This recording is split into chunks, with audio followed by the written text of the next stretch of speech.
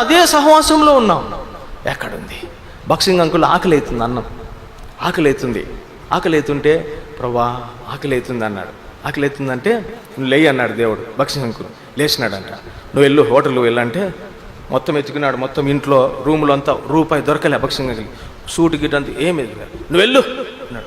ప్రభా డబ్బులు లేవు నా దగ్గర, వెళ్ళమంటున్నావు అంటే నువ్వు వెళ్ళు బాక్సింగ్ అన్నాడు దేవుడు. వెళ్ళినాడు. వెళ్తానే ఇదే హోటల్, ఈ హోటల్కి వెళ్ళు అన్నాడు. వెళ్ళినాక కూర్చో, టేబుల్ ఉంది, చైర్లో కూర్చో అన్నాడు బాక్సింగ్ అంకుల్. దేవుడు ఏంది ప్రభు కూర్చోమంటున్నావు, నా దగ్గర రూపాయి లేదంటే నువ్వు కూర్చో బాక్సింగ్ అంకుల్. కూర్చున్నాడంట. కూర్చొని ఊరుకుంటాడా? వాళ్ళు వచ్చి ఏం కావాలన్నాడు. ఆకలితో ఉన్నాడు కదా, ఏం చెప్పలేని పరిస్థితి. దేవుడు అన్నాడు నీకేం కావాలని ఆర్డర్ అన్నాడంట దేవుడు. ప్రభా ఏం డబ్బులు లేవు, నువ్వు ఆర్డర్ ఇవ్వమంటే నువ్వు ఈ బాక్సింగ్ అన్నాడంట. ఆకలితో ఉన్నాడు కదా, మొత్తం ఆర్డర్ ఇచ్చేసినాడు. ఒక 5-10 నిమిషాలకు మొత్తం ప్లేట్ నిండా తీసుకొని వచ్చినారు.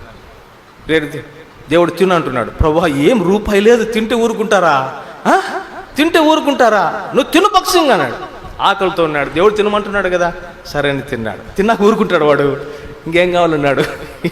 ఏం వద్దా అంటే తీసుకొచ్చి బిల్లు ఇచ్చినాడు. బిల్లు చూస్తే వణుకుతున్నాడు. బిల్లు తీసుకోండి, తీసుకో బిల్లు అంటున్నాడు దేవుడు. బిల్లు ప్రభా ఏం లేదు తీసుకోమంటు, నువ్వు తీసుకో బాక్సింగ్. తీసుకున్నాక go and stand at counter, నువ్వు వెళ్ళి కౌంటర్ దగ్గర నిలబడు. ఏంది ప్రభా ఒట్టి చేతులతో బిల్లు తీసుకుని నిలబడితే?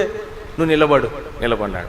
5 మంది ఉన్నారు, బిల్లు కట్టిపోయినాడు. 4 ఉన్నారు, బిల్లు కట్టి 3 ఉన్నారు, బిల్లు కట్టిపోయి 2 బిల్లు కట్టి 1 ఉన్నాడు, బిల్లు కట్టిపోయినాడు. ఇంకెవరున్నారా?